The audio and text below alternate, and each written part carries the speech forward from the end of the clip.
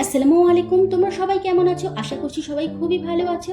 তো বন্ধুরা, এই গরমের দিনে যদি কম তেল মশলার মাছের ঝোল খেতে চাও তাহলে আমার এই রেসিপি ফলো করো। আশা করছি তোমাদের ভালো লাগবে। আর ভালো লাগলে অবশ্যই আমার চ্যানেলকে সাবস্ক্রাইব করে দিবে, যাতে আমার নিয়মিত ভিডিও নোটিফিকেশন সবার আগে তোমাদের কাছে পৌঁছে যায়। আলু আর সজনে ডাঁটা এখানে কেটে রেখেছি। এখানে গোটা মশলা কিছু নিয়েছি, যেমন ধনে নিয়েছি 3 চামচ আর গোটা জিরে নিয়েছি 2 চামচ, ভিজিয়ে রেখেছিলাম। আর রসুন, আদা, টমেটো, কাঁচা লঙ্কা নিয়েছি। মাছ এখানে ভিজে তুলে রেখেছি। এখন গোটা মশলাগুলোর একটা পেস্ট বানিয়ে নেব।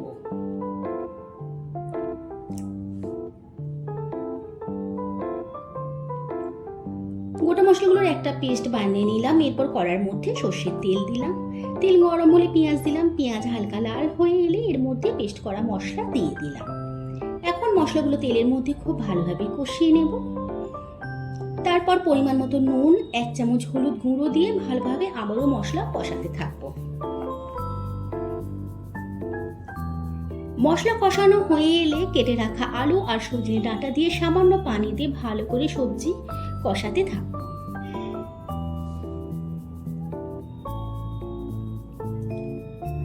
সবজি খুব ভালোভাবে কষিয়ে নেব। ঢাকা দিয়ে ঢাকা খুলে ভালো করে সবজি কষাতে থাকবো।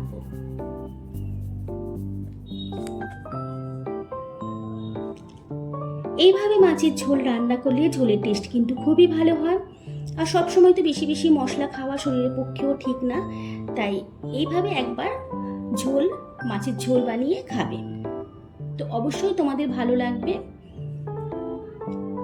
সবজি কষানো হয়ে গেলে টমেটো, কাঁচা লঙ্কা দিয়ে বেশ কিছুটা পানি দিলাম, যেহেতু পাতলা ঝোল হবে।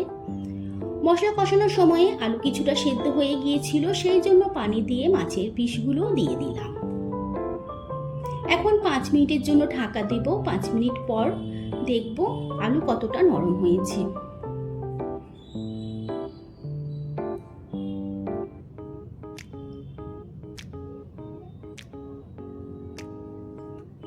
দেখো 5 মিনিট পর ঢাকা খুলে দেখছি। দেখো আলু নরম হয়ে গিয়েছে। তো তরকারি এখন একেবারেই রেডি হয়ে গিয়েছে। গ্যাসের ফ্লেম বন্ধ করে দিলাম। এইভাবে গরমের দিনে যে কোনো জ্যান্ত মাছের পাতলা ঝোল বানিয়ে দুপুরে গরম ভাতের সাথে খেলে সত্যিই খুবই তৃপ্তি করে ভাত খাওয়া যায়। আমার এই রেসিপি তোমাদের ভালো লাগলে ভিডিওটি অবশ্যই লাইক শেয়ার করবে, আর তোমাদের মতামত কমেন্ট বক্সে অবশ্যই জানাবে। আল্লাহ হাফেজ।